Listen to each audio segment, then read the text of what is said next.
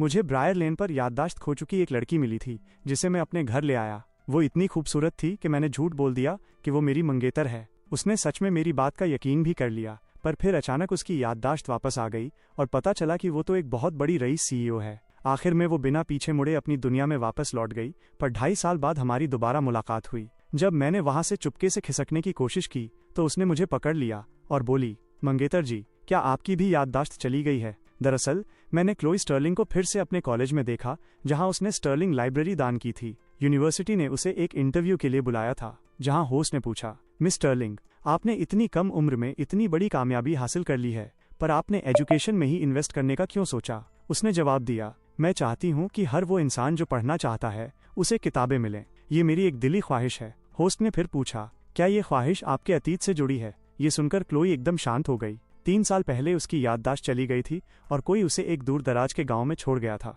उसने अपनी जिंदगी का सबसे मुश्किल साल वहां काटा था, जिसके बारे में किसी को कानो कान खबर नहीं थी। मैं वहीं ऑडियंस में बैठकर उसे दूर से देख रहा था। क्लोई दिखने में बेहद ग्लैमरस, ग्रेसफुल और थोड़ी कड़क लग रही थी, जबकि मैं तो बस एक मामूली सा कॉलेज का स्टूडेंट था जिसने स्कॉलरशिप के लिए अप्लाई कर रखा था। हमारे बीच 100 गज से भी कम की दूरी थी, फिर भी हमारे बीच एक बहुत बड़ी खाई थी जिसे पार करना नामुमकिन था। मेरा रूममेट तो उसे देखकर पूरी तरह लट्टू हो चुका था और बोला, भाई कितनी कातिलाना है यार, ये तो मेरी होने वाली बीवी है। दूसरा बोला, तू कहना चाहता है कि मेरी बीवी है? वैसे तो इंटरनेट पर कई अमीर घर के लड़के लड़कियां वायरल होते रहते हैं, पर क्लोई की खूबसूरती के आगे बड़ी बड़ी हीरोइनें भी पानी भरती थीं। वो सच में करोड़ों में एक थी, इसीलिए कॉलेज का हर लड़का मजाक में उसे अपनी बीवी कहता था। तभी किसी ने फुसफुसाया, ओए, सुना है कि हमारी बीवी 3 साल पहले अचानक गायब हो गई थी। दूसरे ने कहा, अरे मैंने तो सुना था कि वो गायब नहीं हुई थी, बल्कि विदेश में पढ़ाई कर रही थी। ईथन, तूने कुछ सुना है क्या? मैंने सीधे न कह दिया। वो फिर बोले, कहते हैं कि वो नॉर्थ स्टार हाईलैंड्स में मिली थी।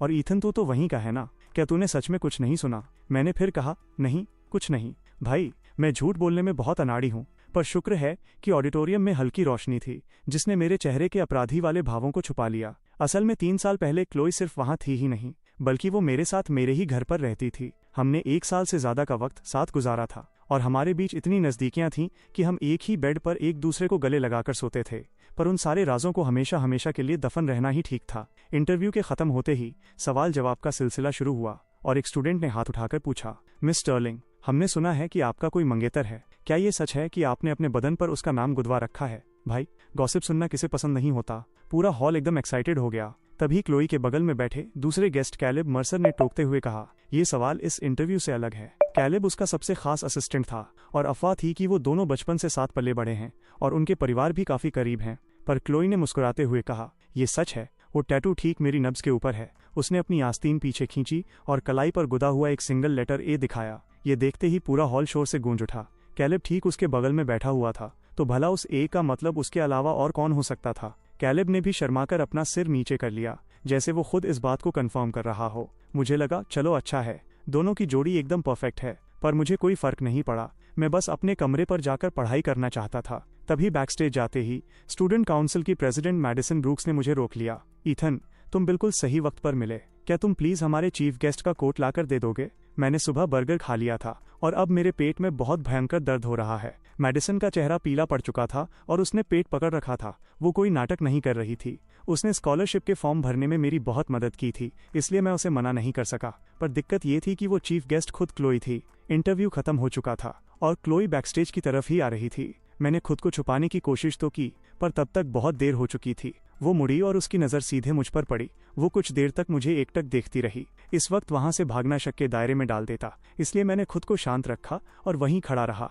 वैसे भी मैंने चेहरे पर मास्क लगा रखा था। क्लोई ने अपनी भौहें सिकोड़ते हुए मुझसे पूछा, क्या तुम यहाँ के स्टूडेंट हो? मैंने हाँ में सिर हिला दिया। उसने पूछा, तुम्हारा नाम क्या है? मैंने अपना सिर्फ सरनेम बताते हुए कहा, हेस। तभी कैलेब ने उसे टोकते हुए अपनी तरफ खींचा और वो वहां से आगे बढ़ गए। जब उसने दोबारा पीछे मुड़कर देखा, तब तक मैं वहां से गायब हो चुका था। पर मैं ज्यादा दूर नहीं गया था और मैंने चलते चलते उनकी आखिरी बातें सुन ली। कैलेब उस स्टूडेंट चलते चलते उनकी आखिरी बातें सुन ली। कैलेब उस स्टूडेंट की आवाज बिल्कुल वैसी ही लग रही थी। कैलेब ने बात टालते हुए कहा, पीछा करना बंद करो, उसका सरनेम हेस है। वो नहीं है, क्लोई बोली। उसकी आंखें बिल्कुल वैसी ही थीं। कैलेब ने कहा, तो क्या हुआ अगर वो वही है तो? उसने तुमसे कितनी बड़ी रकम वसूली थी, भूल गई? ये सुनकर मैंने अपनी आंखें नीचे कर लीं और मैं थोड़ा कांपने लगा। वो सही कह रहा था, मैं लालची हो गया था और मैंने क्लोई का सौदा कर दिया था। उन दिनों मैं अपने पिता का सरनेम इस्तेमाल करता था और हम फ्रॉस्ट हॉलो नाम के गांव में रहते थे। हम कितने गरीब थे, हमारे पास चावल खरीदने तक के पैसे नहीं होते थे। माँ दूसरों के फेंके हुए खराब नूडल्स उठा लाती थीं, उनमें से कीड़े धोकर साफ करती थीं और हमारे लिए पकाती थीं। जब मैं 17 साल का था तब वहाँ एक बहुत भयंकर बर्फीला तूफान आया था। सड़कें बर्फ से पूरी तरह बंद थीं और तभी मुझे गांव के मुहाने पर क्लोई मिली। वो वहाँ एकदम सुध-बुध खोकर बैठी थी और शून्य में ताक रही थी। मैं उसके पास गया और पूछा, तुम्हारा नाम क्या है? उसने धीमी आवाज में कहा, क्लोई। वो बमुश्किल बोल पा रही थी और साफ दिख रहा था कि उसका दिमाग ठीक से काम नहीं कर रहा है। मैं जाने के लिए मुड़ा, पर उसने गिड़गिड़ाती आंखों से मेरा हाथ पकड़ लिया। वहाँ बहुत ज्यादा ठंड और भूख थी। अगर वो एक रात भी बाहर रह जाती तो मर जाती। हमारे गांव में हर साल सर्दियों में लोग ठंड से मर जाते थे, पियक्कड़ बर्फ में गिरकर सो जाते और सुबह उनकी लाशें जमी हुई मिलती थीं। मैं किसी लफड़े में नहीं पड़ना चाहता था, पर यह एक इंसान की जान का सवाल था। मैं उसे इस तरह जमते हुए नहीं देख सकता था, इसलिए मैं उसे अपने घर ले आया। वो मुझसे कुछ साल बड़ी लग रही थी, इसलिए मैं उसे क्लोई कहकर बुलाने लगा। उसके पास कोई आईडी कार्ड नहीं था, जैसे किसी ने जानबूझकर उसका नामो निशान मिटा दिया हो। मैंने उसके परिवार को ढूंढने के लिए हर जगह चक्कर काटे, पर कोई फायदा नहीं हुआ। ये कोई हैरान करने वाली बात नहीं थी, क्योंकि हर कोई जानता था कि हमारे इलाके का सिस्टम कैसे काम करता है। वहाँ के क्लर्कों को सिफारिश से नौकरियां मिली थीं और वो कुछ काम नहीं करते थे। वो भला हमारी मदद क्यों करते? उन्होंने हमसे घर पर इंतजार करने को कहा। हमने पूरा 1 साल इंतजार किया और इस तरह वो भोली भाली लड़की हमारे साथ ही रहने लगी। इसके पीछे मेरी अपनी स्वार्थी वजह भी थी। माँ बीमार थी और अक्सर चीजें भूल जाती थीं। मैं माँ की देखभाल करता, पढ़ाई करता और रोज छोटे मोटे काम करता था। क्लोई के आने के बाद कम से कम मेरा पार्ट टाइम काम करना बंद हो गया। वो जवान थी और मेहनत मजदूरी करने के लायक थी, पर वो थोड़ी अजीब थी। शुरू में वो हर काम बिगाड़ देती थी और लगातार शिकायतें करती रहती थी। उसे बिना काम किए खाते देख मुझे बड़ी टेंशन होने लगी। मैंने एक दिन कह दिया, अगर ऐसा ही चलता रहा तो मैं तुम्हें अपने साथ नहीं रखूंगा। ये सुनते ही क्लोई घबरा गई और बोली, ईथन, तुम मुझे नहीं छोड़ सकते, मैं तुम्हारी बीवी हूँ। दरअसल मैंने उससे मजाक में कह दिया था कि हमारा खाना खाने का मतलब है कि उसे मुझसे शादी करनी होगी। ये एक मासूम सा झूठ था। वो इतनी खूबसूरत थी कि हमारे घर रिश्ते लेकर आने वालों की लाइन लगी रहती थी। उसे अपनी मंगेतर बताना ही उन लोगों को रोकने का एकमात्र तरीका था। हमारे इलाके में गरीब लोग बहुत कम उम्र में शादी कर लेते थे, इसलिए टीनेज में सगाई होना वहाँ आम बात थी। जब मैंने उसे छोड़ने की धमकी दी तो क्लोई बिल्कुल बेबस दिखने लगी। उसका चेहरा भले ही कड़क था, पर वो मुझे बहुत सहमी हुई नजरों से देख रही थी। उसके बाद से क्लोई ने जी तोड़ मेहनत की और आखिरकार खुद कमाने लगी। वक्त के साथ साथ उसका एक अनोखा रूप सामने आने लगा। एक दिन स्कूल के बाहर कुछ लड़के मुझे परेशान कर रहे थे और बाकी लोग हंस रहे थे। क्लोई स्कूल के बाहर मेरा इंतजार कर रही थी और उसने ये सब देख लिया। वो सीधे अंदर आई और उसने एक लड़के को पटक कर जमीन पर दे मारा। वो बड़ी बेरहमी से लड़ रही थी और उसका हर वार सीधे नाजुक जगहों पर था। वो किसी जंगली जानवर की तरह लग रही थी जिसे कोई रोक नहीं पा रहा था। उस पल में वो मुझे कोई अजनबी जैसी लगी। मैंने उसका हाथ पकड़ा और चिल्लाया, क्लोई, बस करो। वो तुरंत रुक गई और मेरे पीछे पीछे चलने लगी। उसने कहा, अगर ईथन कहेगा रुक जाओ तो मैं रुक जाऊंगी। उस लड़के को बहुत चोटें आई थी। उसके माता पिता इलाज के पैसे मांगने हमारे घर आ धमके, जिससे हमारा गरीब परिवार और ज्यादा कर्ज में डूब गया। उस रात क्लोई कोने में बहुत उदास बैठी थी। उसे एहसास था कि उसने गलती की है। जब मैं उसे दिलासा देने गया तो उसका चेहरा आंसुओं से भीगा हुआ था। वो बिल्ली के बच्चे की तरह रोते हुए बोली, आई एम सॉरी ईथन, मुझसे गलती हो गई। मैं आगे से कोई मुसीबत खड़ी नहीं करूंगी। प्लीज मुझे मत छोड़ना। मेरा दिल पिघल गया तो मैंने कहा, ठीक है, फिर अच्छे से रहना। मुझे सिर्फ एक बात मानने वाली बीवी चाहिए। उसने कहा, ठीक है। अगले दिन क्लोई घर पर कुछ पैसे लेकर आई। उसने अपनी घड़ी बेच दी थी। जब वो मुझे पहली बार मिली थी तब उसने कलाई पर एक बहुत कीमती घड़ी पहनी हुई थी। मैं घबरा गया और बोला, तुमने इसे कैसे बेच दिया? अपने परिवार को ढूंढने के लिए हमें इसकी जरूरत पड़ सकती थी। पर वो मुझे देखकर मुस्कुराई और बोली, तुम ही मेरा परिवार हो। मैं कहीं नहीं जा रही हूँ, मैं तुम्हारे साथ ही रहूंगी। साफ दिख रहा था कि उसे ठग लिया गया था, क्योंकि वो घड़ी बहुत ज्यादा कीमती थी। पर क्लोई को इस बात की कोई परवाह नहीं थी। वो मेरी हर बात मानने लगी थी और सिर्फ मेरी ही सुनती थी। लेकिन उस लड़के के सितारे अचानक गर्दिश में आ गए। उसके जूतों में कीलें निकलने लगीं, कपड़ों में कीड़े मिलने लगे और उसके खाने में जुएं पाई गईं। उसकी साइकिल का टायर फट गया और यहाँ तक कि वो एक नदी में भी गिर गया। भला इतने सारे इत्तेफाक एक साथ कैसे हो सकते थे? मैंने क्लोई की तरफ देखा तो वो बस मुझे देखकर शरारत से मुस्कुरा दी। अब पीछे मुड़कर सोचता हूँ तो समझ आता है कि क्लोई ने तभी अपनी असली शख्सियत के लक्षण दिखाना शुरू कर दिए थे। वो मेरी इंग्लिश का प्रोनाउंसिएशन ठीक करती थी। मैंने उससे पूछा कि क्या उसने इंग्लिश की पढ़ाई की है, तो वो थोड़ा ठिठकी और बोली, मुझे नहीं पता, क्या मैंने की है? उसकी याददाश्त भले ही चली गई थी, पर उसकी भाषा की समझ वैसी की वैसी थी। माँ ने मुझसे कहा था कि क्लोई शायद किसी बड़े शहर की रहने वाली है। मैंने कहा, बढ़िया बात है, मैं भी किसी बड़े शहर के कॉलेज में ही पढ़ने जाऊंगा। माँ चिंतित दिखीं, पर वो मेरी उम्मीदों को तोड़ना नहीं चाहती थीं। अगर क्लोई वाकई किसी बड़े शहर की लड़की थी तो हमारा कोई भविष्य नहीं था। हमारे बीच का फासला बहुत ज्यादा था। जिस दिन मेरे कॉलेज के एंट्रेंस एग्जाम्स खत्म हुए, उस दिन बहुत तेज बारिश हो रही थी। हमारे पुराने घर की छत से पानी बुरी तरह टपक रहा था। मेरा बेड पूरी तरह भीग गया था, इसलिए क्लोई और मैंने जमीन पर बिस्तर लगाया। हम एक दूसरे के इतने करीब लेटे थे कि हम एक दूसरे की सांसों को महसूस कर सकते थे। मैंने कहा, मुझे नींद नहीं आ रही है, क्या होगा अगर मेरा एडमिशन नहीं हुआ तो? उसने कहा, तुम्हारा एडमिशन हो जाएगा। मैंने कहा, बड़े शहरों के कॉलेजों में बहुत अच्छे स्टूडेंट्स और टीचर्स होते हैं। मैं अपनी पूरी जान भी लगा दूं तो शायद उनके मुकाबले खड़ा ना हो पाऊं। ईथन, तुम किस कॉलेज में जाना चाहते हो? मैंने थोड़ा सोचा और कहा, वॉशिंगटन DC। मैं वहाँ का नेशनल मॉल देखना चाहता हूँ। हंसना मत, हर गांव के बच्चे का ये सपना होता है। उसने कहा, ठीक है, फिर हम DC चलेंगे। हम माँ को भी साथ ले चलेंगे। मैंने पूछा, क्लोई, पर अगर मेरा एडमिशन नहीं हुआ तो क्लोई ने पूरे यकीन के साथ कहा, तो मैं तुम्हें लेकर जाऊंगी, मैं तुम दोनों को लेकर जाऊंगी। उसकी ये बात सीधे मेरे दिल को छू गई। 18 साल की उम्र में मुझे आखिरकार एहसास हुआ कि किसी के प्यार में पड़ना क्या होता है। मैं बहुत खुश था कि वो मेरी मंगेतर थी। मैंने उसे गले से लगा लिया और उसकी गर्माहट को महसूस करने लगा। क्लोई पहले तो थोड़ा ठिठकी, पर फिर उसने भी मुझे बड़े प्यार से गले लगा लिया। हम बस खामोशी से एक दूसरे की बाहों में लिपटे रहे और वो पल एकदम परफेक्ट था। अब जब मैं उस रात के बारे में सोचता हूँ तो लगता है कि मैं खुशी में इतना अंधा हो गया था कि क्लोई में आए बदलाव को देख ही नहीं पाया। वो अब वैसी खोई खोई सी नहीं लग रही थी। उसका एक एक शब्द बहुत सधा हुआ और पैना था। अंधेरे में उसकी आंखें बड़ी तेजी से चमक रही थीं। वो उसकी असली शख्सियत की चमक थी। अब वापस आज के वक्त की बात करें तो मैं बैकस्टेज वो कोट हाथ में लिए खड़ा था। क्लोई गेस्ट लाउंज में बुरी तरह भड़की हुई थी। मुझे नहीं पता था कि वजह क्या थी, पर वो गुस्से से लाल थी। मैंने दरवाजे की झिरी से अंदर झांका तो देखा कि क्लोई अपनी हील से किसी की उंगलियों को बेरहमी से कुचल रही थी और बड़ी बेरुखी से कह रही थी, बिल्कुल बेकार। मैं वहीं जम गया। क्या ये सच में वही क्लोई थी? क्या ये वही लड़की थी जो मेरे पीछे पीछे घूमती थी और जिसने वादा किया था कि वो हमेशा मेरे साथ रहेगी? वो क्लोई जो इलाज के बिल को देखकर कोने में छुपकर रो रही थी। शायद यही उसका असली रूप था।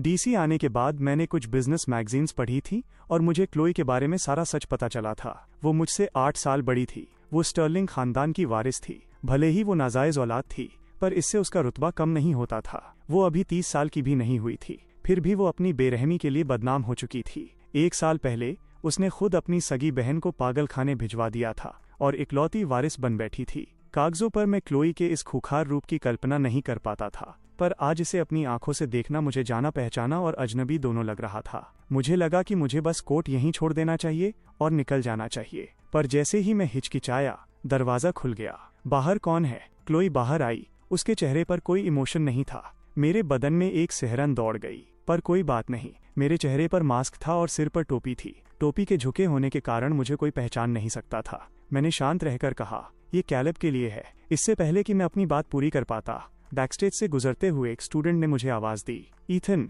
उस लड़के ने जैसे ही मेरा नाम लिया, क्लोई ने झटके से मेरी कलाई पकड़ ली। तुम्हारा नाम क्या है? क्लोई मुझे घूरती हुई सीधे मुझ पर चढ़ाई। जब मैं चुप रहा तो उसने मेरे मास्क की तरफ हाथ बढ़ाया। तभी मुझे वहां से निकलने का एक रास्ता दिखा। मैंने कहा, जॉर्डन तुम यहाँ हो। क्लोई ने मेरा हाथ छोड़ दिया और बारी बारी से मुझे और जॉर्डन ब्लेक को देखने लगी। मैंने बात बढ़ाते हुए कहा, ओलिविया रीड तुम्हें ढूंढ रही थी। जॉर्डन बोला, ओह अच्छा, मैं उसे ढूंढने जाता हूँ। मैं भी तुम्हारे साथ चलता हूँ। मैंने वो कोट वहीं छोड़ दिया और उसके साथ बाहर निकल आया। मेरी किस्मत अच्छी थी कि हमारे नाम ऐसे थे जिनमें लोग आसानी से कंफ्यूज हो सकते थे। फाउंडर्स हॉल से बाहर निकलने के बाद आखिरकार मेरी जान में जान आई। जॉर्डन ने मुझसे पूछा, ईथन तुम मिस स्टर्लिंग से क्या कह रहे थे?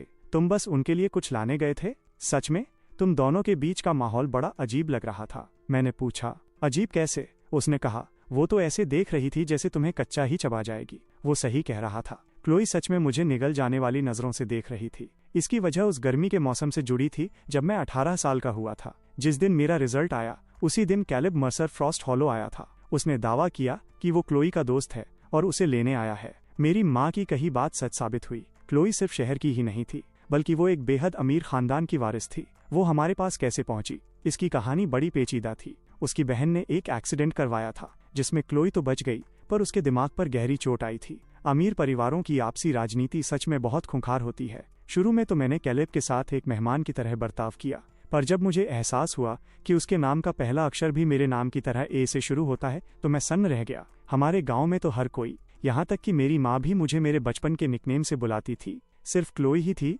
जो मुझे ईथन कहती थी। मैं हमेशा सोचता था कि वो मुझे इस नाम से क्यों बुलाती है। अब मुझे जवाब मिल चुका था। क्या वो जब भी मुझे ईथन बुलाती थी तो किसी और के बारे में सोच रही होती थी? क्या वो मेरे साथ इसलिए अच्छी थी क्योंकि उसने मुझे गलती से कैलेब समझ लिया था? कैलेब अपने उस सूट और चमचमाते जूतों में बहुत हैंडसम लग रहा था। क्लोई के बगल में खड़े होकर वो बिल्कुल उसी की दुनिया का हिस्सा लग रहा था, जबकि मेरी पैंट पर लगे पैबंद मेरा मजाक उड़ा रहे थे।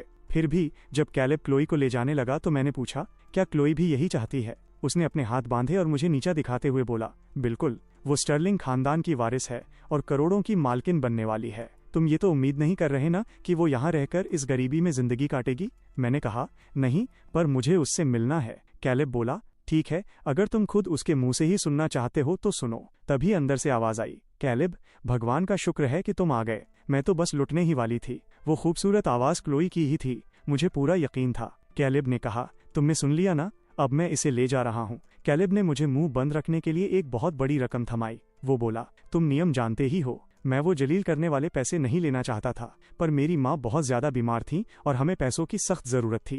क्लोई तो मुझे छोड़ ही चुकी थी, अब मैं अपनी माँ को भी नहीं खो सकता था। मैं अंदर से पूरी तरह टूट चुका था, पर मैंने तुरंत खुद को संभाला। मैंने नफा नुकसान सोचा और क्लोई के नाम पर आखिरी दांव खेलने का फैसला किया। मैंने कहा, बस इतना ही, इतने से काम नहीं चलेगा। कैलेब हैरान रह गया, तो तुम उतने मासूम नहीं हो जितना दिखते हो क्यों? मैंने कहा, मैंने उसे पाला ही इसी दिन के लिए था ताकि मोटी रकम वसूल सकूं। अब खुश? तुम मुझे नीच समझते हो ना? तो फिर मेरा मुंह बंद रखने के लिए और पैसे फेंको। कैलेब के पास इसका कोई जवाब नहीं था। मुझे एक बहुत बड़ी रकम मिली और मैंने उसका एक एक पैसा माँ के इलाज में लगा दिया, पर फिर भी मैं उन्हें बचा नहीं सका। जब मेरा कॉलेज का एडमिशन लेटर आया तो वो खुशी के मारे रो पड़ी थी। वो आखिरी बार था जब मैंने उन्हें मुस्कुराते या रोते देखा था। उन्होंने कहा था, ईथन, मन लगाकर पढ़ना, मेरे लिए वो नेशनल मॉल और माउंट रशमोर जरूर देखना। मैं पूरी जिंदगी एक गरीब गांव की औरत बनकर रह गई, तुम्हें ज्यादा कुछ नहीं दे पाई, मुझे माफ कर देना। भला मैं उन्हें कैसे दोष देता? उन्होंने तो मुझे अपना सब कुछ दे दिया था। मैं उनका कर्जदार था, खुश था और उनसे बेहद प्यार करता था। बाद में मैं डीसी शिफ्ट हो गया और मैंने नेशनल मॉल और माउंट रशमोर भी देखा। फिर मैंने माँ का सरनेम अपना लिया और ईथन हेस बन गया। धीरे धीरे क्लोई स्टर्लिंग का नाम मेरे दिमाग से धुंधला पड़ता गया। बस कभी कभी भीड़भाड़ वाली सड़कों पर चलते हुए मुझे याद आता था कि वो इसी शहर में पली बढ़ी है और ये सब उसके लिए बहुत आम जगह होंगी। पर उससे क्या, हम कभी दोबारा नहीं मिलने वाले। मेरी वो बात गलत साबित हुई, हालांकि वो पूरी तरह से भी गलत नहीं थी। खैर, मैंने जल्द ही क्लोई को अपने दिमाग से पूरी तरह निकाल दिया। पर अगली स्टूडेंट काउंसिल की मीटिंग में प्रेसिडेंट ब्रूक्स ने बताया कि मिस स्टर्लिंग ने सबके रेज्यूमे मंगवाए हैं। ये सुनते ही मेरा दिल बैठ गया। रेज्यूमे? रेज्यूमे किस लिए? मैंने पूछा। हाँ भाई, पता नहीं वो उनका क्या करेंगी, पर मुझे इतना जरूर मालूम था कि उन रेज्यूमे में हमारे नाम, फोटो, हमारे गांव का पता और बाकी सारी पर्सनल डिटेल्स लिखी हुई थीं। उसके सामने अब मैं एक खुली किताब बन चुका था। फिर भी मैंने अपने दिल को तसल्ली दी कि क्लोई के पास अब सब कुछ है, वो मेरे जैसे एक कंगाल स्टूडेंट के पीछे क्यों पड़ेगी। मीटिंग खत्म होने के बाद हम सब ऑफिस से बाहर निकले। मेरे आगे चल रहा लड़का अचानक सन्न होकर रुक गया। मैंने पूछा, क्या हुआ भाई? और जैसे ही मैंने ऊपर देखा, मेरे होश उड़ गए। क्लोई वहीं कॉरिडोर की दीवार से सटकर खड़ी थी। मैं तुरंत भागने के लिए मुड़ा ही था कि पीछे से आवाज आई, ईथन हेस, बड़े दिनों बाद मुलाकात हुई। क्लोई मुझे एक रेस्टोरेंट में ले गई। वहाँ का सबसे सस्ता खाना भी मेरे पूरे महीने के खर्च के बराबर था। उसने खुद कुछ नहीं खाया, वो बस मुझे खा जाने वाली नजरों से देखती रही। मैंने भी कोई कसर नहीं छोड़ी। जब मैं उससे बच ही नहीं सकता था तो मैंने सोचा कि पहले पेट पूजा ही कर ली जाए। थोड़ी देर बाद क्लोई ने आखिरकार मुझसे पहला सवाल पूछा, तुम मुझसे बच क्यों